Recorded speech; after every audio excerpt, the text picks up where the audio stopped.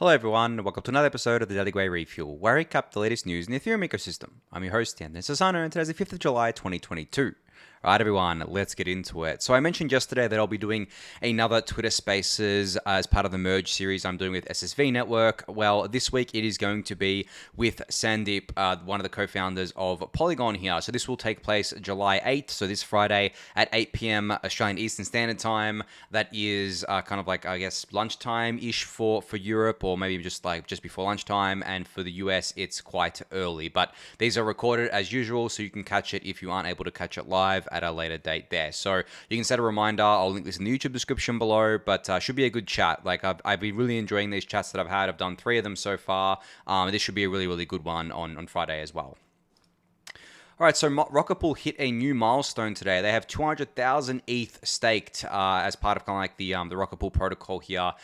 So big thank you to our 1,283 node operators and our ETH holders when 1 million. I think I remember covering this when they reached 100,000 or something back. I don't know how long ago it was now. I don't think it was that long ago, but basically, I kind of like covered this and said, you know, I expect this growth to continue. I expect this growth to kind of like ramp up with all the upgrades and changes going into Rocket Pool. I spoke about Redstone last week on the Refuel, and it's just awesome to see this. Obviously, the community is very acutely aware of different LSDs having dominance, having lots of dominance over the network, such as Lido. And as I've said plenty of times, one of the ways we combat that is with more competition. And I think Rocket Pool is, I mean, in terms of kind of like LSDs that I would feel comfortable staking with, Rocket Pool is definitely at the top of the list there. Number one, because they're a decentralized staking pool. They actually care about decentralizing. And have been kind of like working on it for quite a while now, and they take these things very seriously. But two, I would also just feel very comfortable supporting the effort as well. Not to say that any of the other ones are bad or anything like that. I mean, Lido is fine. I don't think Lido is inherently evil or anything like that. But also, like, we should be going with the minority liquid kind of like providers as well, or pool providers as well. We shouldn't just all be piling into something like Lido. And obviously, Lido, the stake going into Lido has slowed down a lot because of the fact that the ST-ETH token is not, it's basically still, I think, the price against ETH, actually, I can just check here quickly what it is against ETH. I still think it's at a pretty, it's at 3% discount, 0.97. So it's moved up a bit there, but still, it's not like what it was at about 0.99 or even like 1-for-1 on par there. So people are still hesitant to get back in, but that's Rocket Pool's opportunity. That's the opportunity of so many other kind of like liquid staking providers as well. So it's really cool to see that and see that Rocket Pool is still growing here. I know it's growing slower than some people would have liked, but I've mentioned before why that kind of like is the case. There are some fundamental limits. There are some limits that can be kind of like rearranged, I guess, and improved. And also awareness is a big thing too. I know that Rocket Pool recently did a really big campaign with Bankless, like a marketing campaign, which is really awesome to see. And I saw that Bankless actually spun up 10 mini pools of their own as well, which is very cool. So you know the marketing's there, it's getting better, the awareness is getting better, and obviously the tech upgrades are always coming, as I mentioned, Redstone as well, and yeah, I think it's just going to keep growing. I think Rocket Pool's going to keep getting bigger and bigger and keep getting better and better, so congrats to them on this milestone. Really awesome to see. All right, so we have a query here that Dobby posted, a Dune Analytics query on Twitter today, where he said, EIP 1559 was implemented on Ethereum almost a year ago, and about 80% of trades now use this new dynamic gas fee over the legacy gas fee option, and you can check out the query here. Now, the reason why I wanted to talk about this today is because I found it quite interesting that we've still got 20% of the network that doesn't use the kind of, I guess, like 1559 style transactions. Now, transaction fee. This doesn't mean that they don't burn ETH. Every single transaction, whether it's a 1559 style or legacy style transaction, burns ETH. That's just core to the protocol, but they don't get the benefits if they're not using a 1559 style transaction. And the benefits are basically better fee estimation, more smoothed out kind of like fee payments, and a refund, so you're not overpaying for fees. Now, if I had to guess who these 20% are, it'd probably be people that are using kind of like old hardware wallets that still kind of like use the old transaction type. I think that like if you're on a kind of like an old version of like a ledger or something like that, and you haven't updated, it'll still use the legacy transaction types, and it won't use 1559 unless you update. Same with things like Trezor. I don't even know if Trezor added, I think they did add 1559 support, but there was a bit of drama around that. But just generally, there's that. I'm sure there's probably some exchanges, some maybe third-tier exchanges that haven't upgraded the infrastructure, and some other places out there. So 20%, I guess, could make sense if I took all that into account. And maybe some people are just using legacy transactions by force for one reason or another. Maybe there's some MEV benefit to it. I'm not sure. Like I don't think so. But there could be something that I'm missing here. Maybe you guys know what this 20% represents. But I would wager that it's definitely got to do with people that just have old versions of kind of like the apps on their hardware wallet that haven't been upgraded, because there's obviously an Ethereum app on the ledger, for example, and you have to upgrade that when things like this come out, and people just probably maybe have not upgraded because of that. But very cool to see. I think by the looks of things, it may seem like we'll creep up continuously over time, maybe higher than 80% here, but I doubt it's ever going to get to 100%, maybe not for a very long time. But again, it doesn't matter, because every transaction, whether it's legacy or 1559 style, is still burning ETH. The only thing it matters for is the end user at the end of the day. Because if they're not using the 1559 style transaction, then as I said, they're not getting the benefits that was introduced, but we're still burning ETH. So, I mean, for the network, it's okay, but for, I guess, like the users, it's not great. But interesting chart here, and thanks to Hildobby for sharing it. All right, so some big news out of Polygon today. Polygon has teamed up with HTC to basically build a phone, or kind of like launch a metaverse phone for Ethereum, and with Polygon support as well, obviously here. Now, this is obviously not the first kind of like blockchain phone. There has been plenty of attempts, I guess, over the years, but most recently, Solana announced that they were doing a phone. Now, the main difference between what Polygon is doing and what Solana is doing is the fact that Solana is trying to do the whole thing, right? They're trying to do the software side, but also the hardware side. So they're kind of like, I think they bought out a company that was trying to do kind of like hardware or phone hardware, and they're kind of like taking it on board and trying to do their own and rebranding it as like the Solana phone and all that sorts of stuff there, right? Whereas Polygon is just partnering with an existing company, HTC, who's been around for a long time in the smartphone market, and kind of like leveraging their, I guess, like hardware and leveraging their brand and everything like that in order to get people to kind of like use this thing to onboard into things like Ethereum and Polygon. I personally think this is the better approach, and I'm not just saying that because it's Ethereum and not Solana. I am very critical of anyone trying to do hardware, especially when it comes to kind of like smartphones, because of the fact that I know just how hard it can be. And okay, cool, like Solana's doing it, and it's ambitious, and it's more experimentation, and it might take off, and this and that. I get all the reasoning behind it, but if we look at just how hard it is, like for example, there has been a lot of studies shown, and I think this is basically based on a lot of hard facts, that to break even on a smartphone as a hardware manufacturer, you have to sell 500,000 units. Now, that's just to break even. I believe the Solana phone has sold like 2,000 or 3,000 since announcing. and that's that's not even close to the amount that you need, right? And obviously, Solana Labs has a lot of money. They can subsidize things, and maybe they get more people onboarded by subsidizing it. But just generally, to me, it seems insane that they would go down this path instead of just 100% going down a software path and then partnering with one of these kind of like other hardware manufacturers like Polygon has done. But it seems like a marketing stunt or a publicity stunt on Solana's behalf. I guess like it could work to bring more attention in, but just generally the economics just don't make any sense. And not even just the economics, but just the hardware game is much harder than the software game a lot of the time, because with software, you don't have to worry about things like physical supply chains, which are not things that are easy to do, guys. Like I know in our kind of like bubbles where we're used to just clicking things on Amazon and having them show up at our door, it may seem like the supply chain is easy, but the amount of stuff that has to happen for that thing to get to your door, like same day shipping or next day shipping with Amazon, is insane. And there's a reason why only a few mega companies in the world can do it that efficiently. And it's just generally, it involves so many different parties, right? So supply chain is obviously a huge thing, but just generally the economics as well is a massive thing here, and it doesn't make sense unless you can sell 500,000 units just to break even. And then you want to obviously turn a profit. Obviously, you could use the hardware as a kind of like loss leader, which is a term basically given to a lot of these kind of things where you sell things at a loss, or you sell the hardware at a loss, or at break even price. You don't make any profit on it, but you make profit on the software. This happens a lot in the gaming world, where the games consoles will be sold as a loss leader, but because people will obviously buy games to play on those consoles, it makes up for that. So, for example, a very clear example of this was the PS2 back in the day.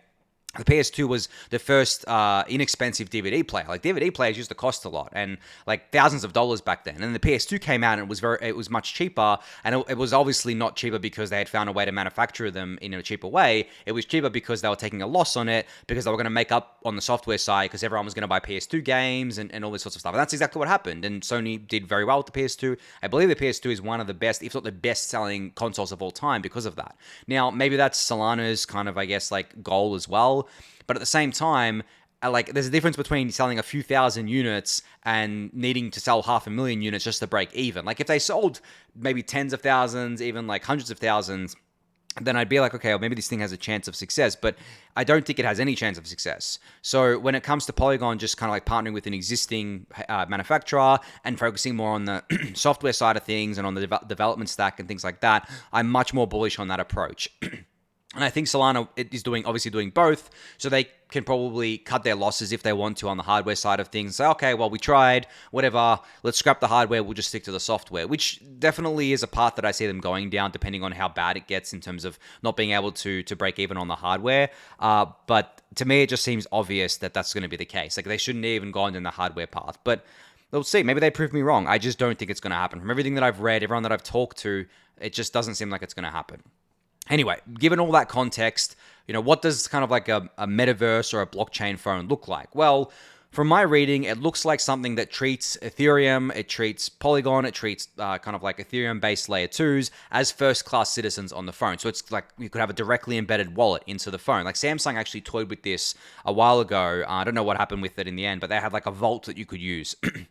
So that's what it means. Maybe you have some pre-installed kind of like apps, like for example, a crypto wallet. Like you may have like third-party wallets on there, not just kind of like the HTC wallet, but you may have a MetaMask installed, or maybe you have like an Argent installed. Maybe you have some apps installed on it as well, like some standalone apps that HTC has developed or something like that. So there are various different ways you can go down, especially on the software side of things, because it's much easier to do than the hardware side of things. And I'm cautiously optimistic for something like this. I'm not going to say that what Polygon is doing is going to be a success or it's going to lead anywhere, but as I said, I think there's a much better chance of something coming from this if it's just a software thing and not kind of like a hardware thing. Because I mean, think about it.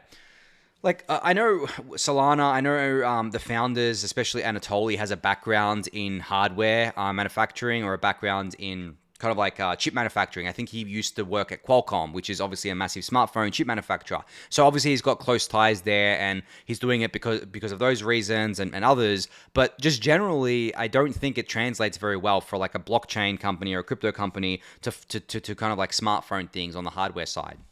So we'll see what they do there, but it's definitely not something that Polygon should be pursuing at all, and they're obviously very well aware of that. That's why they haven't pursued that path. So I guess that's my general thoughts on all of that. I think generally, like when it comes to mobile phones or smartphones and their platforms like iOS and Android and the different flavors of Android that come with the manufacturers, we're probably going to hit a point where things start getting removed and banned from certain stores for certain reasons. So, for example, on the App Store, you can imagine a world where the wallets are banned from being on there because they allow people to basically make purchases in-app that go around the 30% fee that Apple takes on in-app purchases. This has happened in the past for various different apps. I mean, pretty sure Apple took Spotify to court, or Spotify took Apple to court over this. So it's a big fight that ends up happening here. Now, with crypto, obviously, if you're going to do a Uniswap trade, for example, in your MetaMask wallet, Apple's not going to be able to get a fee from that, and they may consider that an in-app purchase,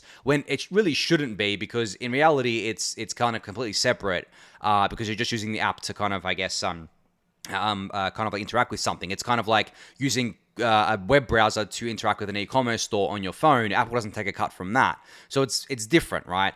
But I think Apple's logic is that, oh, well, it's an app in the App Store. We need to take a cut from this, blah, blah, blah. And they may end up banning things. So that's where things like this come in handy, partnering with these manufacturers, making sure that they're kind of like crypto friendly, getting their devices loaded with crypto stuff, and making sure users can access this sort of stuff as well. So that's what I'm most looking forward to, what I'm most bullish on.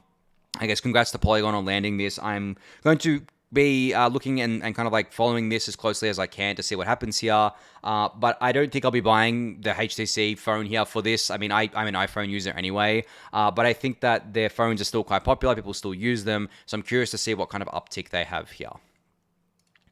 All right, so ZigZag Exchange introduced a kind of major upgrade today called Invisible 3, or like basically their layer 3 ZK rollup for private transactions on Starknet, which is an add-on to ZigZag Exchange. Now, those of you who have been paying attention or have been listening to me talk about ZigZag basically know that ZigZag currently exists on the ZK Sync Layer 2, and they were talking about going to Starknet and I believe Arbitrum as well. So they've announced today that they're going to be deploying a Layer 3 ZK rollup with private transactions to Starknet. Now you can read this blog post for a full breakdown of what that means and what a layer 3 is and how that all works and things like that.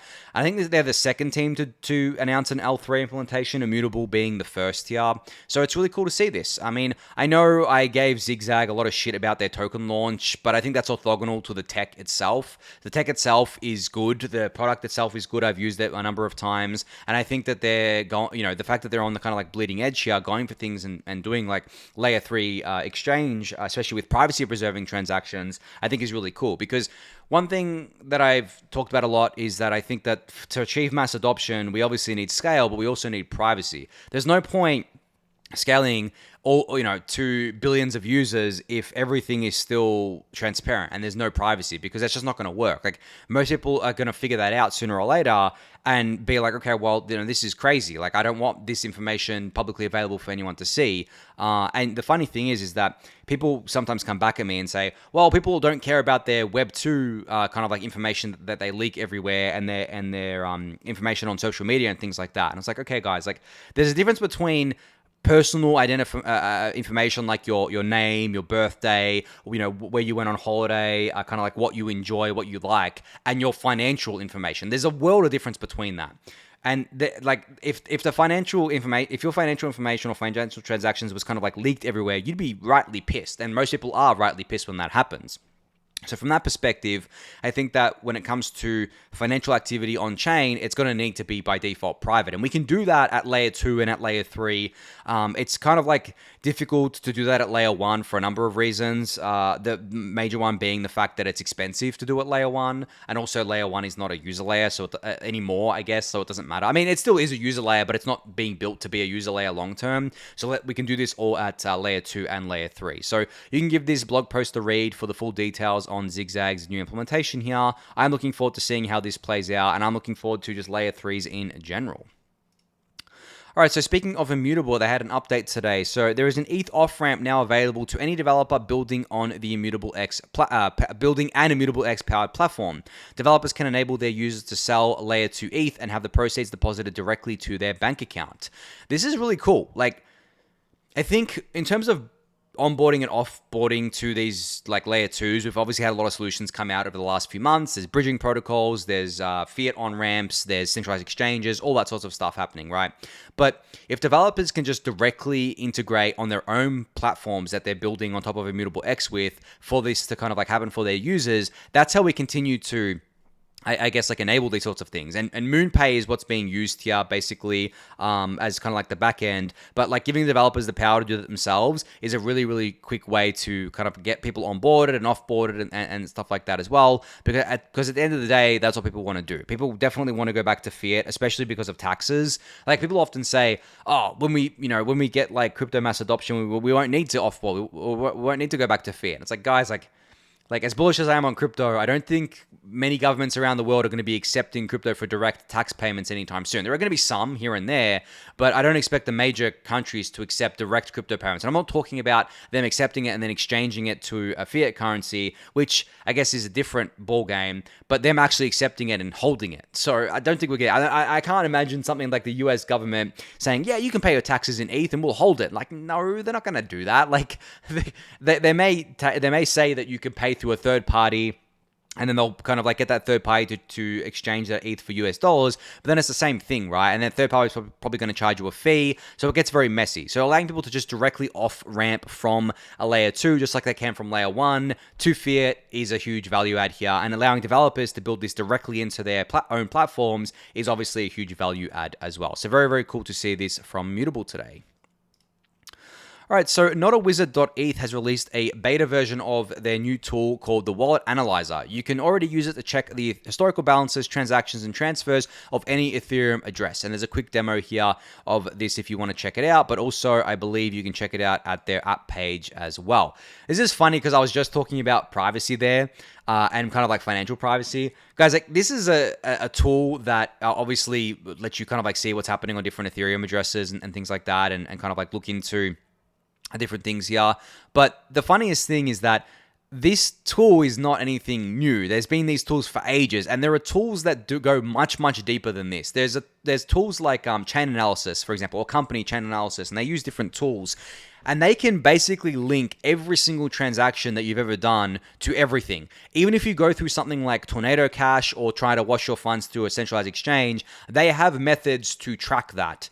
For example, when you kind of like, a lot of people will deposit funds to a centralized exchange, and then they will withdraw them to another wallet, and it washes it through the exchange. Because when you deposit it to a centralized exchange, it goes into one big wallet, and then when it withdraws, it withdraws from that wallet to your new one. But say you deposit 1 ETH into kind of like Binance, for example, and then you withdraw 1 ETH out of Binance into a new address shortly after it. Well, that's something that they can kind of pattern match on, right? And that's not the only thing. They can pattern match when you're awake, right? They can pattern match things like your kind of like active hours, not just when you're awake, but also your active hours. Things like, did this address interact with this? Confidence level. Okay, well, then this one interacted with this and this and this and this. And they can kind of like find everything. So that's what I mean by like, we need privacy. Like these tools are cool. Don't get me wrong. I like things like this, and it's a cool little kind of like project for people to work on, but this is not something that should be kind of like allowed to happen, because we don't want everyone to be able to see everyone else's financial history. So I think, as I said, layer 2s, layer 3s are going to solve this, but it's going to take a little while. It's definitely going to take people adopting these sorts of things. And generally, even at layer 2 and layer 3, I believe privacy is more expensive, not too much more expensive, but still more expensive. I mean, Aztec Protocol has their kind of like layer 2 live, and it is more expensive. But I think over time we can get that down a lot as we keep scaling. But generally, massive companies, big corporates, big institutions and stuff, they're never going to use this kind of technology unless they can use it privately at the end of the day. I mean, for simple reasons of they don't want their competition seeing what they're doing. They don't want anyone really seeing what they're doing. They don't want people able to kind of like check on-chain stuff that they're doing and then trade based on that, right? If they're a public company. So there's a lot of concerns around this, but still, while we've got these tools, while we don't have privacy by default on these layers, you can use these tools to kind of check out a bunch of different things if you want to. I'll link it in the YouTube description. You can probably plug in your own address here and see what comes up with it, and maybe you'll find something that you didn't know was there or you forgot about. All right, so just the final tweet here from Hayden from Uniswap. So he said, insane liquidity in Uniswap V3 DAI USDC pool. $500 million trades in either direction only create a 1% price impact or 1% slippage. Efficiency on display as well. TVL across the two main DAI USD pools is only $1.3 billion. Cool to see automated vaults starting to take off too. This is something that came with Uniswap V3, is this kind of like efficiency here, where you needed much less liquidity, because it's kind of like, especially for stablecoin pools, because it's targeted a very defined range than you did with Uniswap V2. And that's why you can do these massive trades with very little price impact around pairs like stablecoins. Now, obviously, Uniswap's not the only game in town. There's Curve, and there's also kind of like the Maker PSM, which allows trades to be routed through there.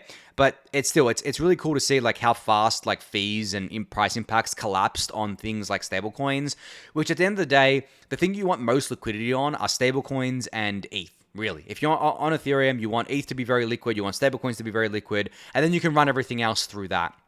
And as long as those kind of pairs remain liquid, you have like a very healthy and functioning DeFi ecosystem. So very, very cool to see this. You can check out the original tweet that Hayden is kind of like quote tweeting here. But I think that's it for the news, and I have a few minutes left here. I did want to talk a little bit about the markets and market action in general, and well, lack of action, right? I haven't spoken about this for a little while now, but I like speaking about it from time to time.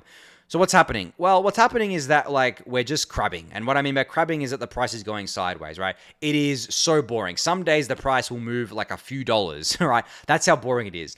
This is exactly what happened in 2019, guys. Like literally, I feel like I'm in 2019 right now. And I know that I kind of like tend to go back a lot and speak a lot about the last bear market. But it's funny just how similar these things are. And in terms of like who's online, who's kind of around still, it's the same thing. There's the same kind of like people that you see on Twitter that are online, that kind of like are sticking around. But what I really like is that the Daily Gwei Discord channel is still very, very active. I can't keep up with it. That's how I know it's very active. And it's really cool to see people sticking around, even though there are some people in there who bought ETH in the 4,000s and they're still sticking around. They're like, no, I'm kind of like in this for the long term. I really like the technology. I want to keep learning. And I love that. I love that that's going on. But in terms of the markets, guys, like still no idea where we're going from here. The macro environment is still really shitty.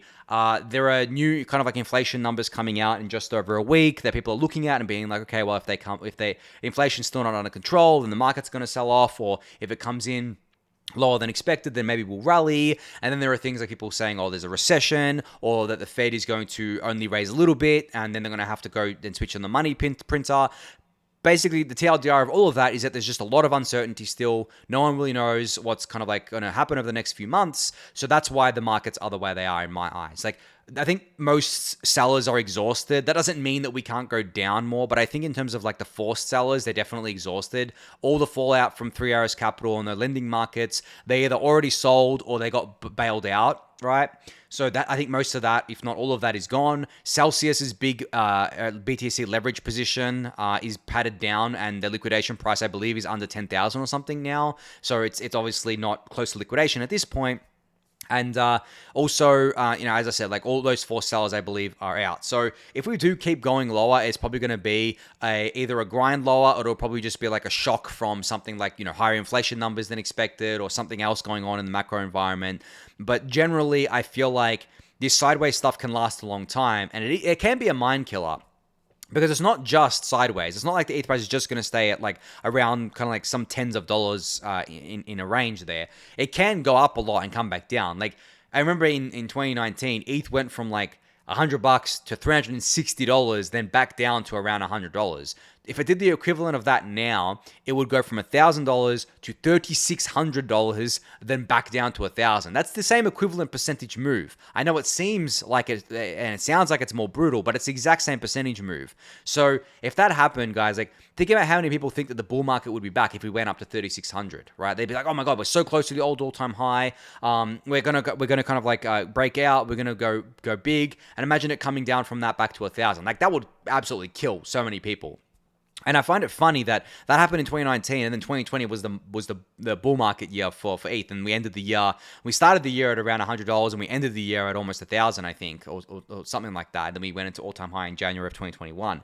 So things can happen fast. Things can stay kind of like stagnant for a while. But just generally, my, I guess, advice, and this isn't investment advice, but my general advice remains the same, is if you're in it for the technology, keep learning, make the most of this time, this quiet period to upskill, to maybe join a team and go work for them. Don't focus too much on the markets because there's really nothing happening there. It's boring. And if you haven't sold at this point, right, like unless you're forced to sell because of some real life need that you need the money for, I mean, you're probably not going to sell at this point, right? Like at this point, you're like, okay, well, I'm just strapped in, holding on to my ETH. I'm going to just like wait it out sort of thing. And that's totally up to you to do, of course, right? And I've got no idea where we're going from here. I'm still buying ETH when I can, obviously, around these prices, but, it could drop 50% from here. I don't know. Like, I don't think it will, but it could. Like, I have no crystal ball. No one does. And I don't think anyone expected ETH to go into the triple digits in the first place, and it did. And it kind of like, it didn't just stab down there. It stayed down there for a little bit, and it could go back, right? We're not very far from that. I think, right now, as I'm talking, price is at $1,095. It's not far to get back to triple digits, guys. So, yeah, I just wanted to kind of like give some more thoughts around the current market and how not much has changed, but I think like a lot has changed in this fact that we can now kind of say things like most of the forced sellers, if not all of them, are gone. They've sold. They're not going to wait weeks and weeks to sell. They've already sold. The Three Arrows Capital fallout is still happening, but I think the brunt of the damage has already been taken. It happened much faster than it would in the traditional finance space because just crypto moves much faster here. But we'll see. We'll see if there's any more contagion that comes from that. But I don't think there's going to be anything major from there. And I know a lot of people on Twitter like to spread rumors and say, oh, Coinbase is insolvent, or this is insolvent, or this is going bankrupt. Like, don't listen to these people. They are right in saying take your funds off centralized exchanges, because I just generally advocate for that too. But I think they're very wrong, and these rumors are just bullshit that they're saying, oh, this is insolvent, this is insolvent. Like, it's just trying to play on people's fears, right? Because there are other ones that have been insolvent or other ones that have had, blown themselves up, right? So yeah, anyway, I'm going to leave it at that for today. Thank you everyone for listening and watching. Be sure to subscribe to the channel if you haven't yet. Give the video a thumbs up, subscribe to the newsletter, join the Discord channel, and I'll catch you all tomorrow. Thanks everyone.